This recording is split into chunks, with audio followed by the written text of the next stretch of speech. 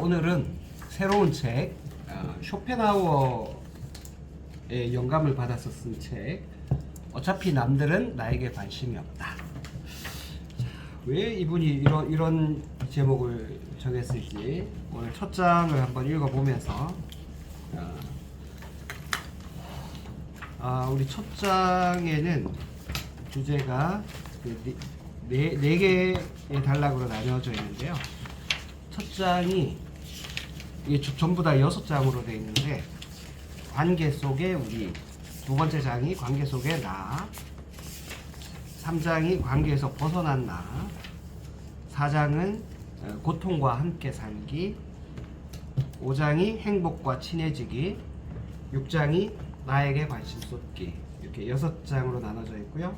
오늘은 관계 속의 우리에 대해서 얘기해 볼 겁니다. 자, 이 네 가지 단락 중에서 나는 요 단락이 좀 마음에 들었다. 사실 저기 쇼펜하우어 얘기는 잘 모르겠고, 이 그 책을 쓰신 강산이라는 이분 40대 여성인 것 같죠? 예, 40대 여성 작가분이 쓴 작가분의 마음이 어떤지 요 부분 좀 잘 이해가 된다. 나는 요거 한번 얘기해 보고 싶다. 한번 정해 보실래요? 첫 번째부터. 저는 살아남기 어쩔 수 없어. 살아남기 위해서 어쩔 수 없이 속고 속인다. 요거는 찐이 하겠습니다. 그 다음에 저는 복수심을 불피우지 말고 동정의 물잔을 준비하라. 네, 여기는 댕이 하겠습니다. 그 다음에 중복해도 괜찮아요? 저는 자기 의지에서 고통과 괴로움이 싹튼다. 자기 의지에서 고통과 괴로움이 싹튼다. 밍. 자, 저도 복수심을 불태우지 말고 동정의 오케이. 요거는 연. 그다음에 그러면 저는 누구나 이기적일 수밖에 없어요. 선. 선은 누구나 이기적일 수밖에 없다. 우리 민우. 저는 다 좀 마음에 들어서 다 마음에 들어. 저는 묶어서 하겠습니다. 묶어서. 네. 오, 묶어서 민우. 역시 본인이 지금 제일 좋아하는 철학자가 쇼펜하우어 아닙니까? 좀 스타일이 좀 맞는 것 같은데. 아니라고 보이는 못하겠습니다. 랭칸에 드는 철학자 맞습니다. 좋아요. 자, 그러면은 저기 관계 속에 우리 내일 첫 단락은 우리 선 스타트 해주시겠습니다. 누구나 이기적일 수밖에 없다. 부담될 수 있겠다. 네. 재미로. 그러면은 어떻게 하는지. 우리 한번 보여드릴게요. 자, 묶어서 한번. 그렇습니다. 묶어서 하고 싶은 생각이 좀 들었습니다. 그래서 제 같은 경우는 쇼펜하우어를 사실 좀 좋아합니다. 염세주의자고 좀 어떻게 보면 다 까요. 다 까는 저처럼 다 까는 사람입니다.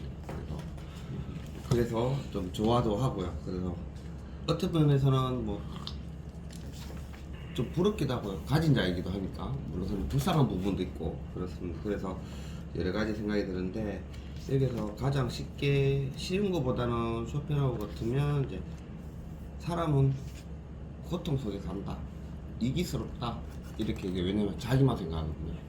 그런 얘기를 많이 해요.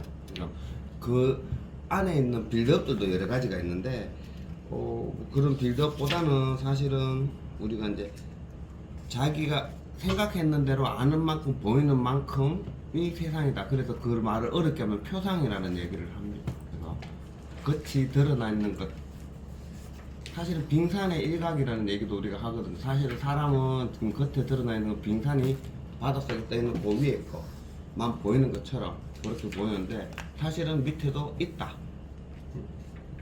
보이는 게 다는 아니거든요. 그렇지만 우리가 인식하고 하는 거는 내가 아는 만큼, 자기 의식만큼 그 주관에 의해서 객관화시킨다. 그래서 뭐 가장 쉽게 말씀드리면, 뭐 드라마를 봤는데 남들이 다 봤어. 시청률이 60% 넘어서 와 다들 보면 다들 모이면 그 얘기만 해요. 요번에 뭐지?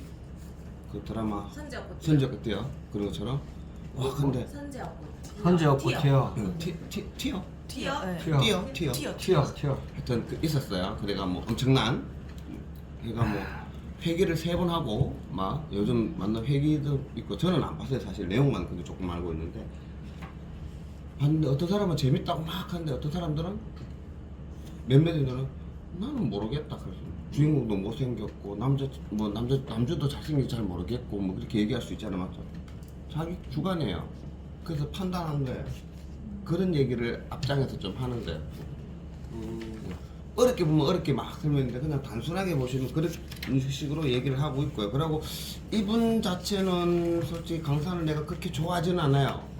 간만에 좀 너무 좀 얇다. 얄팍하다. 얄팍하다. 너무 이제 좋은 거를 땡겨왔고 요즘 작년부터 사실은 쇼펜하우가 이슈예요. 재작년에는 니체가 좀 인기가 좀 많았었고 작년에는 이제 쇼펜하우 올해까지 쇼펜하우 좀 얘기가 좀 많은데 그러니까 그 자극적인 거를 데리고 왔어요. 끌고 왔어요. 거기에 따라 자기의 생각을 좀 지입했는 건데 해석을 좀 원했어요. 저는 그렇게 봐요. 제가 지금 쇼펜하우 관련 책을 시작하자마자 까죠? 이렇게. 그렇습니다. 그래 저는 제 같은 경우 지금 이 쇼펜하우 관련된 이 책을 지금 이게 보면 올해만 이거 4권째예요. 쇼펜하우 계열 쪽에. 마흔에 있는 쇼펜하우하고 그다음에 중국 사람이 또 썼는 것도 쇼펜하우 책도 있고 그다음에 쇼펜하우 인생론 그다음 지금 이건데 제일 재미없어요. 제일 설명 잘 못 했는 것 같고. 산통 다 깨네. 그런데 두달 해야 되는데. 그런데 설명을 잘못해서 그런데 자기 이제 직장 생활하면서 그런 좀 불합리한 것들을 조금 넣기는 넣었어요. 그래서 잘 캐치하시면 좀 재밌는 것들이 좀 있지 않나 그렇게 생각해요. 의미 부여를 하는 거예요. 저기 보시면 저는 27페이지 보면 자기 의지에서 고통과 게으름이 싹 튼다라고 하는 얘기 이게 타이틀에서 보면 중간에 보면 27페이지 중간에 보면 왜냐하면 존재하는 모든 것은 주관에 의하지만 존재하기 때문이다. 의해서 뭐 지 생각으로 존재한다는 거거든요. 자기가 어떻게 의미 부여를 했느냐가 된다고 저는 여기 좀 꼽혔어요. 아, 내가 보고 어떤 게 내 주관을 넣을 것이냐에 대한 생각을 좀 했고요. 그 다음에 좀 보시면 뭐 어차피 사람은 이기적이기 때문에 저는 이기적인 유전자도 좀 좋아하는 편인데 자기가 살라고 남을 이용해요. 자기가 편하려고 남도 이용하고요. 그래서 내가 싫은 거는 남한테 시키는 경향이 다분히 있어요. 대부분 보면 냉정하게 생각해 보시면 뒤에 한 걸음 올라서 보시면 그럴 거예요. 내가 좀 편하려고 저 친구한테 부탁하기도 하고 내가 귀찮아서 저 사람한테 부탁하기도 하고 부탁이라는 말을 속에는 자기 의도가 포함된 거죠. 대부분 다 그렇지 않나 싶어요. 그래서 살아남기 위해서 쏟고 썩이기도 하고 그런 관계 속에 우리가 있다는 것을 보시면 그래도 아 저 사람이 왜 저렇게 얘기할까 저렇게 왜 저럴까 라고 보시면 아 지 편하려고 하는구나 이렇게 보셔도 되고 아니면 아 불쌍하다 하면 뒤에 나오는 이제 뭐 우리가 연민이라든지 동정이 가면 좀 더 이해할 수 있다는 이거는 그 사람이 상처받지 않는 자기가 상처받지 않는 방법이라 생각하는데 충분히 그렇다. 그래서 너무 어렵게 보지 마시고 이 책도 너무 어렵게 보지 마시고 이 사람이 설명을 하는 부분이 있어요. 분명히 자기 직장이나 뭐 관계 아마 자기 직장 상사 상당히 마음에 안 드는 것 같아요. 이 보면 처음부터 보면 직장 상사 내처럼 후드로 까거든요. 그런 거 있어요. 아 이 사람도 힘들었구나라고 그래서 거기서 답을 쇼펜하우도 찾고 싶었구나라고 보시면 편할 것 같습니다. 이상입니다. 네, 좋습니다. 스타트를 아주 잘 열어주셨는데 잘 해주시고. 네, 이렇게 까고 시작하면 됩니다. 후드로 까기 좀 저는 처음이라서 좀 떨려가지고 어떻게 이런 거 잘 안 해봐서 잘 모르겠는데 이제 요즘 TV에 보면 이제 또 연예인들이 쇼펜하우어의 책을 많이 읽더라고요. 그래서 저도 한번 읽어보고 싶었는데 이런 좋은 기회가 돼서 그래도 어렵게 풀어 풀어낸 것보다 이게 좀 쉽게 음. 풀었다고 그 인터넷에 보니까 그렇게 되어 있고 근데 저는 솔직히 좀 이제 여기서 인간이 이기적일 수밖에 없고 자기 중심적일 수밖에 없다고 이렇게 말하는데 인간은 누구나 내재되어 있는 그 마음속에는 이기심과 그 선함이 같이 있다고 생각하는데 맞습니다. 저는 그런데 좀 약간 여기 의견보다는 저는 좀 이기적인 거를 좀 개인적으로는 좋아하지 않아서 이제 뭐 여기서 보면은 이제 직장 생활에서도 뭐 본인이 이제 살아남기 위해서 조금 뭐 이기적이면서 이용도 할 수 있다 이런 그 내용은 제 자신의 이 의견은 적용은 맞지 않지만 이제 그런 면도 중요하다고 생각해요. 왜냐하면 자기 자신이 이제 그런 이기적이고 뭐 능력을 이용한다면 그것도 또 괜찮다고 생각도 하고 또 이제 다른 사람이 뭐 죽음 알게 되어도 개인적으로 관계없다면 뭐 꽤 냉담하게 반응한다 이런 부분에서도 이제 본인이 경험하지 못하면은 그걸 또 이해하지 못하고 또 이기적으로 그렇게 생각할 수도 있다고 그렇게 생각이 들고요. 제가 떨려가지고 하여튼 이 독서 토론 같은 것도 좀 처음이라 가지고 어떻게 그렇습니다. 말해야 될지를 몰라가지고 보셨죠? 아무 말 대잔치. 그래서 이제 제가 이 그 쇼펜하우어에 대해서 자세하게 다 이해는 못하겠지만 이제 뭐 직장 생활에서도 이제 뭐 본인이 뭐 충분히 그 능력이 있고 이러면은 그런 이기적인 것도 이용하면 괜찮을 수도 있겠다. 하지만 저의 주관점은 좀 맞지 않는 것 같아요. 저는 좀 약간 둥글게 살았으면 좋겠다는 주의여서 예. 잘 지냈으면 좋겠다는 주의여서 저는 그렇게 생각했고 뒤에도 이제 앞으로 읽어가면서 많이 배워갔으면 좋겠습니다. 네, 좋습니다. 아유, 좋습니다. 저기 일단 그 첫 번째 단락이 이제 누구나 이기적일 수밖에 없다라고 했는데 이 명제가 참일까요, 거짓일까요? 네, 이 명제에서부터 우리가 문제의식이 생겨야 돼요. 누구나 이기적일 수밖에 없다. 이거는 작가의 생각이죠. 네. 작가의 의견입니다. 우리가 그 토론을 하거나 어떤 감정을 일으킬 때 제일 중요한 게 이게 그 사람의 의견인가 사실인가를 구분하는 거예요. 이 사람이 이렇게 선언을 했다는 것은 자기의 의견을 사실처럼 얘기하는 그런 오류가 있다는 거예요. 나 이렇게 말하는 사람은 물론 이제 맥락이 있어서 이렇게 얘기하겠지만 이제 대화를 하면서 이 사람의 진짜 뜻이 뭔지를 알 필요가 있죠. 나는 대부분의 과학적인 사실조차도 대부분은 확률적이에요. 누구나 이기적일 수밖에 없다. 만약에 우리나라에서 투표를 했는데 BTS를 좋아하는 사람 이렇게 했는데 90%가 좋아했어. 그러면은 누구나 BTS를 좋아한다 이러면 맞습니까? 그죠? 과학적으로는 안 맞는 말이에요. 10%는 별로 안 좋아할 수도 있잖아요. 그런데 사회적으로는 맞는 말이에요. 사회적으로는 그게 확률이 몇 % 정도가 되면 사실로 인정하냐 하면 60%가 되면 사회적으로는 사실로 인정합니다. 예를 들어서 우리나라 대통령 선거를 했는데 어떤 대통령이 60%의 득표를 하고 당선, 그러면은 우리나라 사람들은 대부분 저 대통령을 좋아한다 이렇게 얘기해도 무리가 아니에요. 70% 정도가 되잖아요. 압도적인 거예요. 80% 되잖아요. 공산당인가? 이런 생각하게 돼요. 만약에 우리 병원 안에서 어떤 회의를 할 때 그 어떤 안건이 나왔는데 10사람이 모였는데 8사람이 찬성을 했어. 그러면은 이게 좀 다시 한번 생각해 봐야 돼. 이게 뭐 분위기에 쏠린 거 아닌가. 진짜 그 사람 자기 의견이 맞나. 이렇게 생각을 해봐야 돼요. 그래서 누구나 이기적일 수밖에 없다. 이렇게 이기적이면 인류는 지금까지 살아남지 못했습니다. 저는 그렇게 생각해요. 그래서 누구나 이기적일 수밖에 없다 이 말은 사회적으로는 확률적인 사실이긴 하지만 100% 엄밀한 사실은 아니다. 그리고 우리 인간 종이 사피엔스잖아요. 사피엔스가 30만 년 전부터 이제 살기 시작했는데 그 시대에 같이 살고 있었던 인류 종이 여러 있었어요. 제일 대표적인 게 네안데르탈인이에요. 그 네안데르탈인이 그러면 사피엔스보다 그 힘이 떨어지냐, 지능이 떨어지냐? 전혀 그렇지 않아요. 네안데르탈인이 힘도 세고 체구도 단단하고 그래요. 추위에서도 잘 살아남고. 그런데 이 사람들은 무리 집단 생활을 하는 게 좀 어려웠어요. 그래서 기껏해야 10명, 15명 정도가 모여 사는 거예요.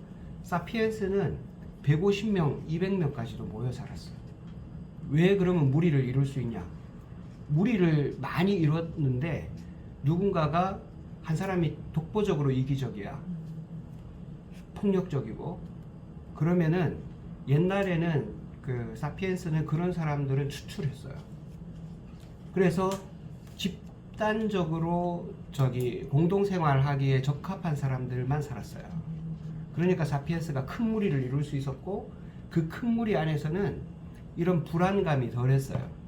그래서 지금은 안 그렇지만 그때 당시에는 수렵 채집하는 그 민족들 지금도 있거든요. 아마존이나 이런 데 가면, 아프리카나 이런 데 가면 있는데 그 사람들은 잡아온 거를 사냥한 사람들이 즉시 그 먹는 거는 피하고 내장 이런 거는 이제 갖고 오면 상하니까 그 자리에서 먹어요. 나머지 고기는 똑같이 나눠 먹습니다. 그러면 원래 사피엔스가 이기적이라고 할 수 있나요? 사피엔스는 인류 종 중에서 네안데르탈인, 뭐 데니소바인, 뭐 여러 있었는데 사피엔스가 가장 제 표현으로는 다정했다고 생각해요. 의사소통을 잘하고. 그래서 함께 모여 살아도 서로 불안하거나 누구 뺏어 먹거나 이런 거를 잘 안 하는 민족이었어 원래는.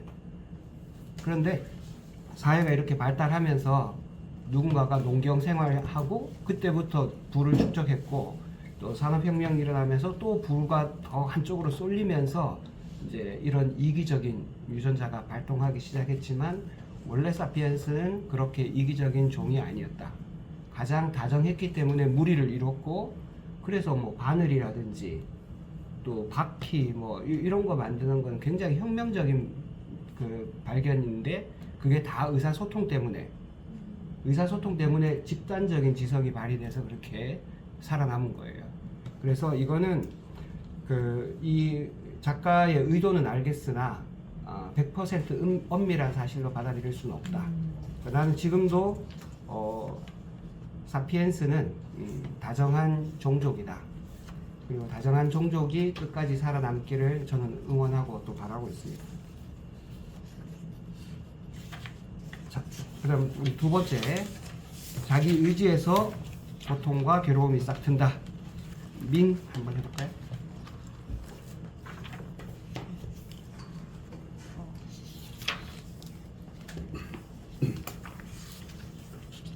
저는 일단 요 챕터 보면서 저 오랜만에 책 읽기 줄을 많이 그어봤거든요. 아 그렇군요. 네. 근데 사실 이 책이 좀 어려울 것 같았는데 과장님 말씀대로 막 경험담 같이 섞어서 설명하니까 좀 이해하기가 그나마 좀 쉽더라고요. 네. 저는 여기 보면은 이제 30페이지에 보면은 이제 다른 개체를 파괴하거나 손상하는 방법, 침입하는 개체가 다른 개체의 힘이 발휘하는 것을 방해하여 강제로 자기 의지에 도움이 되게 한다. 저 요 딱 문장 읽자마자 생각난 단어 하나가 있었거든요. 가스라이팅이요. 그렇지, 나르시시스트지. 네, 가스라이팅이라는 단어가 생각이 나면서 사실 이게 막 우리가 어떤 관계 속에 있더라도 한 번씩 살면서 가스라이팅을 나는 안 당했다 생각해도 알게 모르게 당했을 거라고 생각이 좀 들더라고요. 그게 결론 다 이기심 때문에 발생하는 게 아닐까 그런 생각이 요거 읽으면서 좀 그런 생각이 들었고요. 그리고 결론은 그렇게 되면서 이제 이렇게 제가 문장을 읽고 단어들을 좀 적어봤거든요. 근데 이게 결론은 다 하나로 모아지더라고요. 이게 다 이기심 때문에 이 사람한테 가스라이팅을 하고 이 사람이 이용해서 이용을 하고 요런 이제 이용이라는 단어라든지 가스라이팅이라는 단어든지 이제 이렇게 이기심으로 하나 묶였었고 그리고 이제 뒤에는 32페이지에 보면은 이제 부정에 대응한 행위로 부정의 결과가 나왔으나 부정의 결과는 결국은 정이 된다. 사실 저 처음에 읽었을 때 이게 정이 내가 생각하는 그 정이 맞나라는 의문이 들어서 한 번 더 읽어보고 조금 이해해 보려고 읽어봤더니 그 이제 그런 얘기 제가 받아들인 그런 얘기였었던 것 같아요. 그러니까 그 살짝 예전에는 미운 정도 든다라는 것도 있잖아요. 그러니까 아 여기서는 그런 정 아니지 않나? 네 그런 옳다 할 때 그죠? 네, 근데 저는 이제 그렇게 조금 그러니까 그 사람에 대해 너무 부정적으로 생각하게 되면 그것도 별로 그 사람한테 관심이 가니까 싫든 좋든 그런 느낌으로 받아들여진다고 해야 되나? 미운 점? 네, 살짝 그렇게 네 그런 정으로 저는 받아들였었는데 이제 그 정이 아닌 건 아닌 건 아는데 그래도 그런 느낌이 들었다. 네 그런 느낌이 조금 들었었고 여기서 조금 생각지도 못한 문장이 그 뭐지 33페이지에 행복이 즐거움이 있어서가 아니라 고통과 괴로움이 없어서 라고 했다. 요 문장 보고 조금 띵했어요. 그냥 행복은 무조건 즐거워야지 행복해야지 라는 게 행복이 이제 즐거워야지 내가 좋아야지 라고 생각을 했는데 근데 내가 좋아도 싫은 경우도 있을 거고 힘든 것도 있을 건데 그런 거는 아예 생각도 안 하고 있었던 것 같아요. 그래서 그래, 오히려 행복은 즐거움이 있어서가 아니라 그냥 고통과 괴로움이 없었을 때 비로소야 나는 행복해진다 라고 생각해서 나는 이때까지 내가 말한 행복이 행복이긴 했지만 앞으로는 내가 고통과 괴로움이 없어질 때까지 100%의 행복감은 아니다 라고 생각했던 것 같아요. 그래요? 네. 자 우리 지금 이 장에 대해서 이 고통에 대해서 얘기해 줄 수 있는 사람 없을까요? 민 얘기는 없었나? 없었네. 여기 마지막이 그 행복이 즐거움이 있어서가 아니라 고통과 괴로움이 없어서다. 이거는 그 불교 철학하고 굉장히 맞닿아 있어요. 그 법륜 스님 할 때 보면 행복이 따로 있는 게 아니다. 괴롭지 않으면 행복이지. 그러니까 이거는 세상을 굉장히 가볍게 사는 사람이에요. 우리가 뭔가 문제가 있다라고 생각할 때 제일 중요한 거는 디폴트 값이 뭐냐는 거예요. 자연스러운 상태는 뭐냐? 자연스러운 상태는 뭐 깨방정 들고 뭐 맨날 즐겁고 이런 게 아니고 그냥 아무 일 없는 거예요. 아무 일 없는 거. 이게 자연적인 거고. 그러니까 맨날 즐거워야 될 일이 있는 게 아니고 뭐 특별히 누가 나 괴롭히는 사람 없고 그러면은 뭐 그걸로 된 거죠. 그런 사람이 오히려 진짜 행복하기가 더 쉽습니다. 맨날 즐거우려 하면은 뭐 결국 뭐 마약하거나 이렇게밖에 안 되겠지. 맨날 즐거운 방법이 그거밖에 더 있나. 그러니까 문제는 이제 이거를 이 쇼펜하우어가 이렇게 살지 않았다는 거예요. 그 굉장히 우울하게 살았거든. 이 사람이 그 당시에 이 사람이 1700년대 말에 태어나가지고 한 1800년대 중반까지 살았는데 헤겔한테 엄청 열등감이 있었어요. 그래서 그 독일의 그 베를린 대학인가 어디 거기서 이제 강의를 할 때 자기가 헤겔 저따위 이론을 가지고 인기를 끌다니 택도 없어 이러면서 자기가 헤겔하고 똑같은 시간에 이제 자기 철학 강의를 했어요. 그때 벌써 이제 이 사람이 자기 일생의 역작, 의지와 표상으로서의 그 세계 이거 책을 내고 벌써 시간이 좀 지났단 말이에요. 그 책도 안 팔렸어 사실은. 근데 이제 베를린 대학인가 뭐 하여튼 독일의 어느 대학에서 이렇게 철학 강의를 헤겔하고 같이 했는데 동시에 하면은 다 나한테 몰려올 것이다. 웬걸 5명밖에 안 오고 헤겔 강의에는 수백 명 몰리고 이러니까 한 학기 하고 땡치고 이제 도망갔어요. 그리고 이제 도망가가지고 그 자기 집 그 강아지를 한 마리 길렀는데 자기 집 강아지 이름이 헤겔이에요. 그래가지고 같이 맨날 산책하면서 이 헤겔놈 시키 이러면서 그리고 평생을 지냈어. 결혼도 안 하고. 그러니까 이분이 상당히 고통 속에 사는 그러니까 이 말은 자기 의지에서 고통과 괴로움이 싹 튼다. 이거는 쇼펜하우어 자기를 두고 하는 말이에요. 자기가 이렇게 살았어. 왜 해결하고 경쟁을 해? 그냥 자기 얘기하고 살면 되지. 그러니까 그 해겔이 자기 고백적인 말이다 이렇게 생각하면 좋을 것 같아요. 자, 그 다음에 우리 찐 살아남기 위해서 어쩔 수 없이 사실 저희가 이 전책이 관계에 대한 책이었어가지고 맞아. 우리 약간 이런 바운더리 안에 같이 살아가다가 이 책을 읽으니까 약간 너 나와 너 약간 이렇게 너무 남처럼 얘기하는 거라서 오히려 저는 이 책이 공감이 안 가서 한 3-4번 입부라지만 읽었거든요. 그랬구나. 네. 이제 여기서도 하는 말이 이제 사회생활을 할 때 어떻게 보면 자기 상사가 그 지위를 이용해서 내가 얼마나 뭐 나를 존경하는지 보고 싶어 하고 어떻게 보면 그 지위를 이용해서 남을 좀 괴롭히는 사람들도 저는 봤었거든요. 근데 이제 요새도 자주 목격하는 건 아닙니까? 이제 이렇게 둘러 이렇게 봤었는데 그 전에 근데 처음에는 이제 아무것도 모를 때 막 부딪혀도 보고 근데 달라지는 게 없더라고요. 근데 이런 특히나 저희 같은 직업은 그나마 좀 이직을 좀 자주 하기도 하고 이래서 덜하긴 한데 친구들을 보면 그 한 회사에 좀 오래 있어야 되는 이직이 정말 힘든 친구들은 진짜 약간 이렇게 살아가는 것 같은 거예요. 맞아. 그럴 수도 있겠다.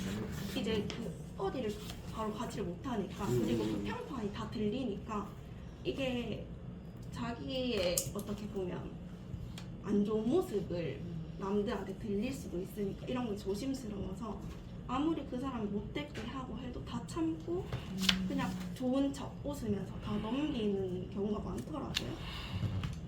그래서 이게 뭔가 사회가 그냥 그렇게 만들어 가는 것 같아서 근데 그렇다고 해서 진짜 과연 이 사람 좋은 소리로 계속 이 사람에게 맞춰가는 것 자체가 과연 우리 뭐 밑에 사람들일 수도 있고 과연 이게 계속 좋을까 그런 변화가 없지 않을까라는 생각도 해서 약간 이 문구가 조금 슬프게 느껴지기도 했는데 그리고 이제 뭔가 이제 여기서 그런 사람들은 자기의 평판이 떨어질 걸 두려워해서 자신의 흠을 다른 사람의 흠으로 덮으려고 한다고 32페이지 적으면서 뭐 내가 너를 무시해서 하는 말이 아니다.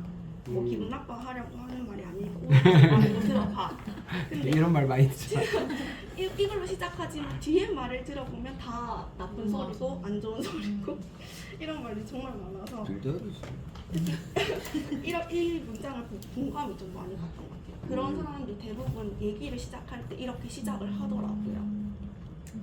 근데 저는 이제 이런 말을 언제 사용하냐면 카톡을 할 때 이 얘기를 좀 자주 하거든요. 왜냐하면 왜냐하면 말을 하게 되면 이 사람 억양이나 말투를 보고 감정이 느껴지는데 카톡은 제가 감정이 아무 없이 그냥 딱 글로만 그 사람의 모든 걸 다 파악을 해야 되기 때문에 혹시나 나는 이런 의도가 아니지만 이렇게 받아들여질까 봐 그게 너무 조심스러워서 그래서 이런 얘기를 해야 할 때 이렇게 얘기를 시작하는데 정말 신중하게 골라서 이렇게 하는데 이게 어떻게 보면은 내가 그 뒷말을 하기 위해서 내가 또 이렇게 얘기를 했을 수도 있겠구나라는 생각이 들어서 좀 그런 걸 쓸 때도 조금 조심해야겠다 이런 생각을 좀 하게 된 것 같습니다. 그렇군요. 여기 또 혹시 더 얘기해 주실 분 있나요? 여기 그 살아남기 위해서 어쩔 수 없이 속고 속인다 이거 아까 찐 얘기한 것처럼 무시해서 하는 말이 아니라 기분 나쁘라고 하는 말이 아니라 이런 사람들은 정말 말을 못하는 거예요. 사람들은 맞는 말을 들으면 그 맞는 말대로 할까요? 안 하죠.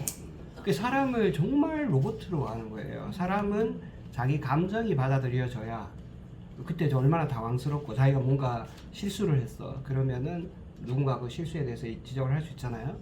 그러면 그럴 때 그 감정을 먼저 살펴주면 실수해서 자기도 지금 좀 당황스러운데 그 당황스러운 감정을 먼저 살펴주고 그 다음에 얘기를 해주면 들을 준비를 하는 거거든요. 근데 감정에 대해서는 1도 관심 없고 그냥 팩트만 얘기하고 가는 사람, 난 틀린 말은 안 해. 그래, 잘났다. 아무도 얘기 안 듣죠. 그렇게 하면. 이거는 우리 부모님들이 자녀한테도 많이 하는 말입니다. 그리고 또 이런 사람들의 특징이 있어요. 이런 사람들 말투 중에서 그건 아니고라는 말을 제일 먼저 쓰는 사람들이 있습니다. 자, 그건 아니고 들어보면 뒤에 결론이 그러면 정반대 얘기인가? 꼭 그런 것도 아닌 것 같아. 그냥 전혀 엉뚱한 말일 수도 있고 정반대되는 말은 아닌데 그냥 약간 비슷한 말일 수도 있고 어떨 때는 이래요. 그러니까 그 자기 자신을 강조하기 위해서 다른 사람을 일단은 까고 자기 자신을 이제 올리는 사람들이 있거든요. 의도적으로든 아니면 그게 습관이 됐든 그런 사람들은 그런 사람들이 이제 힘을 가지거나 좀 폭력적이게 되면 굉장히 위험해요. 그래서 혹시나 이제 그런 말이 있다면, 그런 언어 습관이 있다면 그거는 진짜 좀 바꿀 필요가 있어요. 그건 아니고 대신에 그래 그렇게 생각할 수도 있는데 나는 이렇게 좀 생각해봤어. 이렇게 하면 감정적으로 서로 충돌이 안 일어나기 때문에 그 말을 듣기가 훨씬 쉽거든요. 근데 일단 그건 아니고라고 하면 내 의견이 부정당한 거니까 사실은 뭐 별로 기분 나쁠 필요는 없는데 그 사람들은 대부분 자기 의견하고 자기 자신하고 동일시하는 경향이 있어요. 내 의견이 안 받아들여졌다면 나 자신이 부정당했다라는 느낌을 갖는 경우가 많거든요. 이것도 누구나 그런 것은 아니지만 사회적으로는 맞는 말이에요. 이렇게 생각하는 사람들이 굉장히 많습니다. 7, 80%는 아마 이렇게 생각할 거예요. 그러니까 우리가 토론을 하면 좋은 의견을 뽑아서 우리가 그 일을 잘해보자고 시작했는데 나중에는 서로를 비난하다가 끝나는 경우가 많습니다. 의견하고 의견은 싸워도 되지만 사람하고 사람은 싸울 필요가 없거든.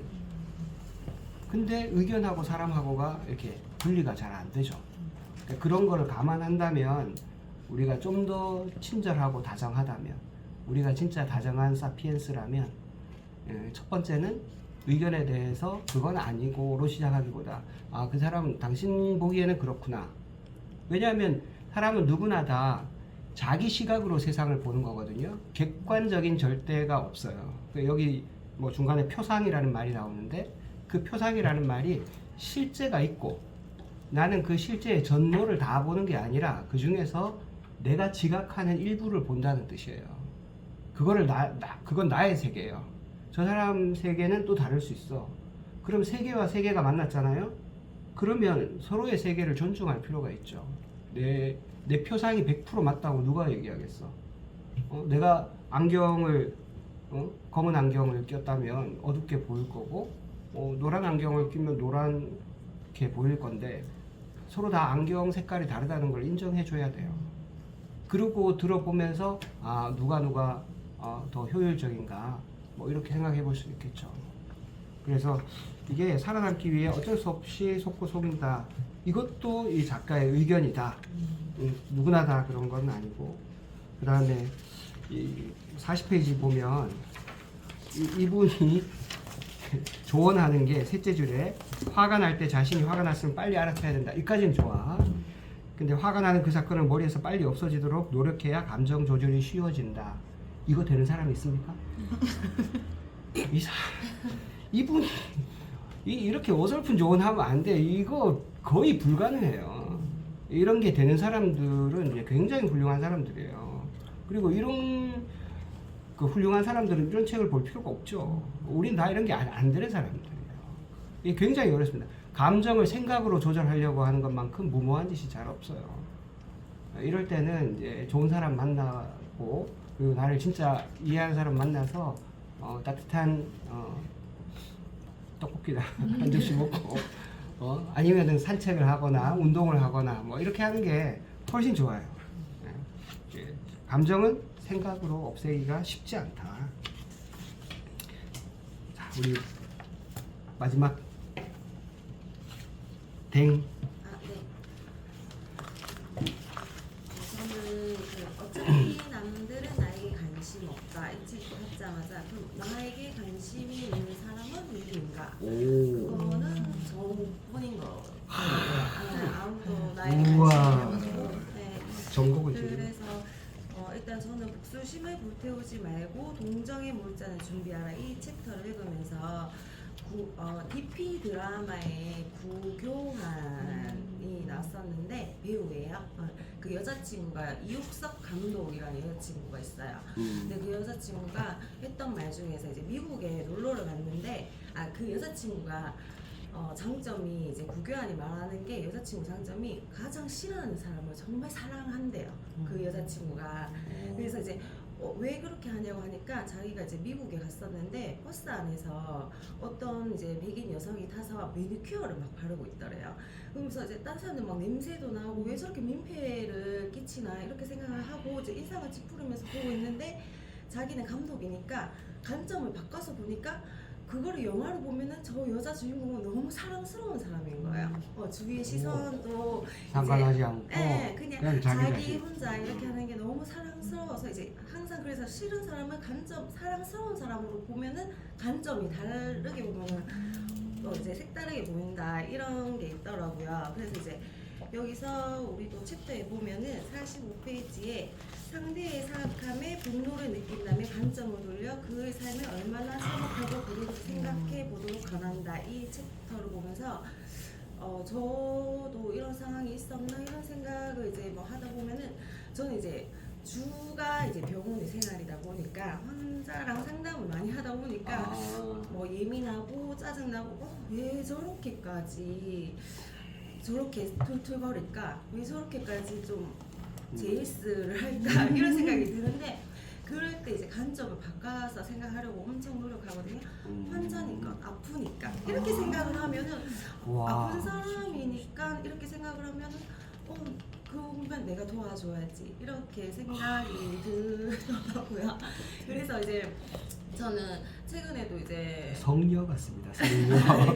그렇게 노력을 하려고 하는데 그래서 이제 좀 저희는 이제 수액 환자분들이 좀 예민하신 분들이 많아요. 이제 많이 찌르고 하니까 이제 라인 잘 잡는 선생님을 선택을 한다든지 이제 그리고 뭐 어떻게 요구사항이 많아요. 뭐 이제 신발을 갖다 달라든지 주스를 미리 달라든지 이런 이제 어떻게 보면 대우를 받고 싶어하고 이런 분들이 좀 이제 예민하신 분들이 이렇게 많은데 그래서 이제 조금 피하고 싶을 때도 있어요. 저희도 사람이다 보니까 좀 바쁜데 이제 계속 벨 눌러서 이렇게 하면 조금 피하고 싶을 때도 있긴 한데 그런 걸 이제 좀 관점을 바꿔서 정말 최선을 다해서 한번 해보자 이렇게 하다 보니까 이제 그 환자분들이 조금씩 마음을 이제 장기적으로 다시 마음을 열어요. 그래서 간식을 나눠준다든지 엄청 까칠하신 분들이었는데 맞아.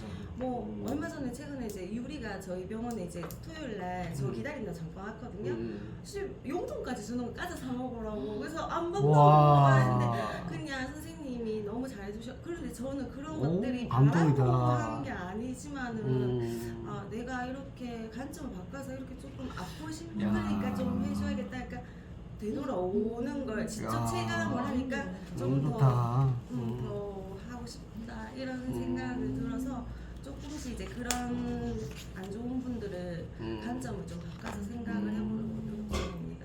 네. 멋집니다. 진짜. 실생활에서 우러나오는. 자, 연.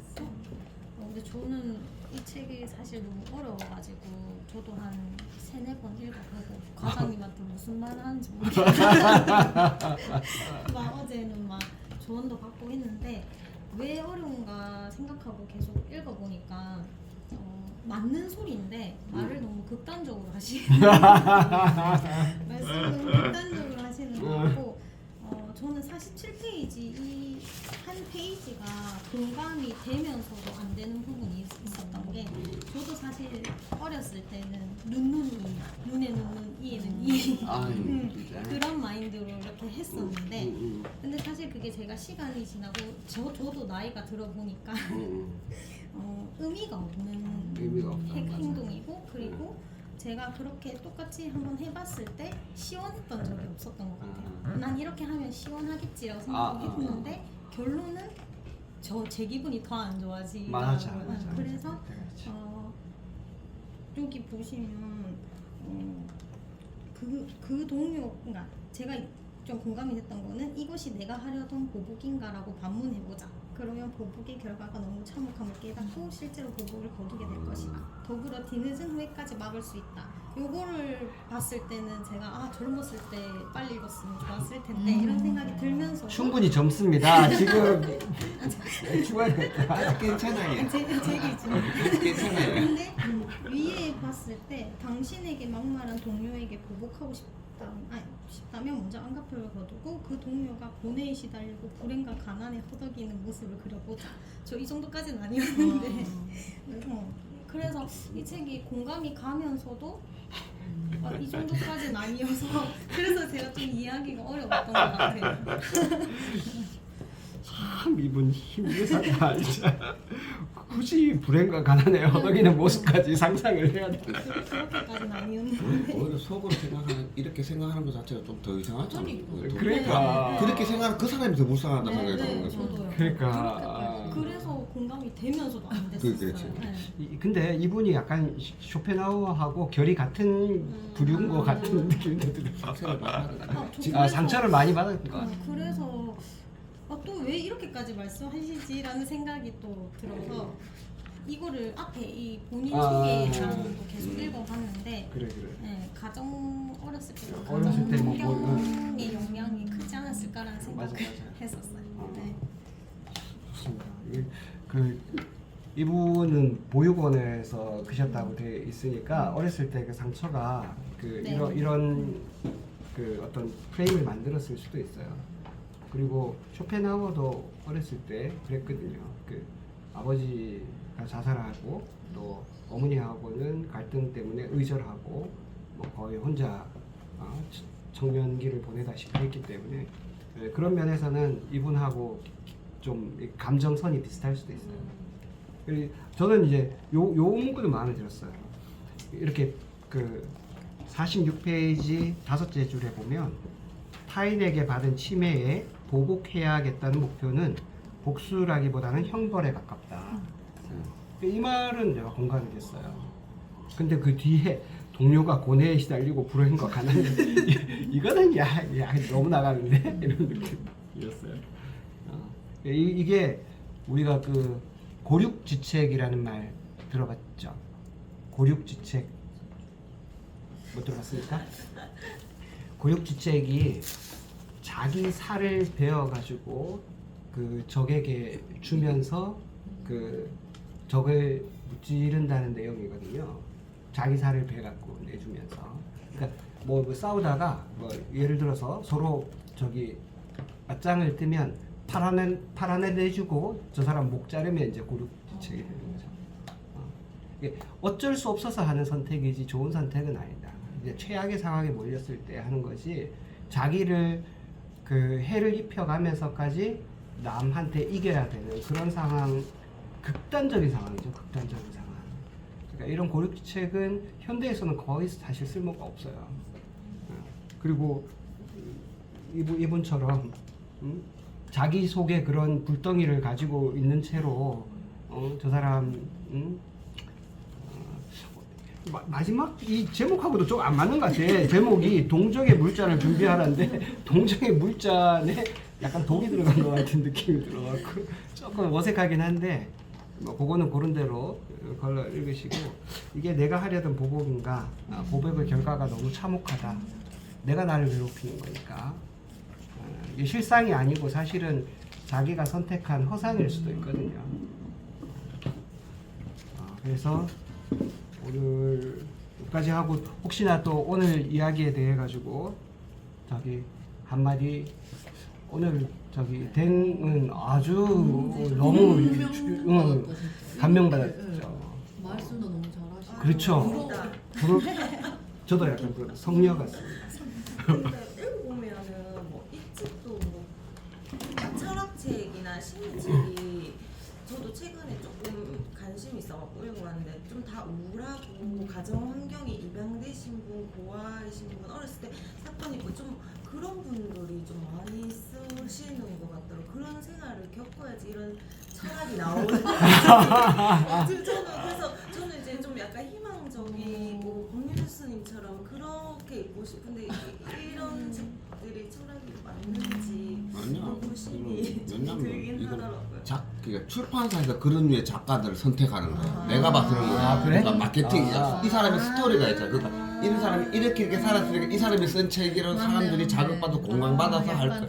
마케팅이 그런 포함되고. 사람, 아니, 이런 왜냐? 사람도 그렇지. 이제- 법률서 이런 사람들은 굳이 그런 거 안 해도 되거든. 그냥 내가 강연해줘 충분히 그렇게 줄 수 있는데 책은 팔아야 돼. 마케팅이 들어가.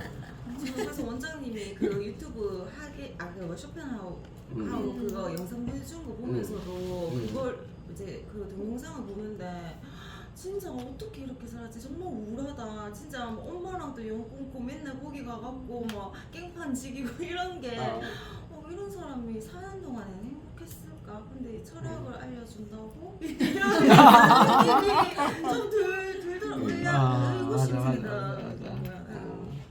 저 편하고 엄마가 좀 또한 게 있지. 어머니 자기가 그리스도스? 자기가 천재라고 생각하기 때문에 다 무신 거야. 그러고 쇼펜하우는 싫어했는 이유는 그냥 내 생각인데 엄마가 싫은 거예요. 아빠는 이 집안 자체가 약간 자살하는 그런 성향이 있는데 우울한 기질이 있는데 우울증 기질이 있는데 아빠가 그렇게 힘들어했는데 엄마니는 뭐 했는데 이런 거야. 엄마는 맨날 남자들하고 놀고 자빠졌는 거야. 자기 봤을 때는 죽은 형 보니까 살롱처럼 이제 살롱 문화가 있으니까 극하고 있으니까 지가 봐서는 아닌 거야. 그러니까 그게 싫은 거야. 그래서 엄마가 계속 부딪히는 거야. 그러니까 내가 봐서는 그 쇼펜하우어가 엄마에 대한 것도 자기 표상이잖아. 그치.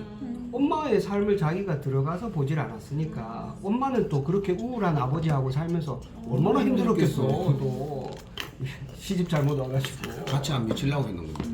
그러니까 이런 철학자들을 보면서 나중에 계속 고통에 대해서 이야기가 나올 테지만 우리도 그 고통에 대한 다른 사람의 시각을 한 번쯤은 볼 필요가 있죠. 우리 여기 있는 분들은 대부분 이런 과가 아니거든. 그렇기 때문에 다른 사람들, 실제로 이런 고통 때문에 어려워하는 사람들을 우리가 이해하고 또 공감하면 우리가 사는 세계가 그만큼 넓어질 테니까 그런 의미로 읽고 중간중간에 또 이렇게 한 번씩 팁이 나오니까 그런 것들은 잘 활용하고 그러면 좋을 것 같아요.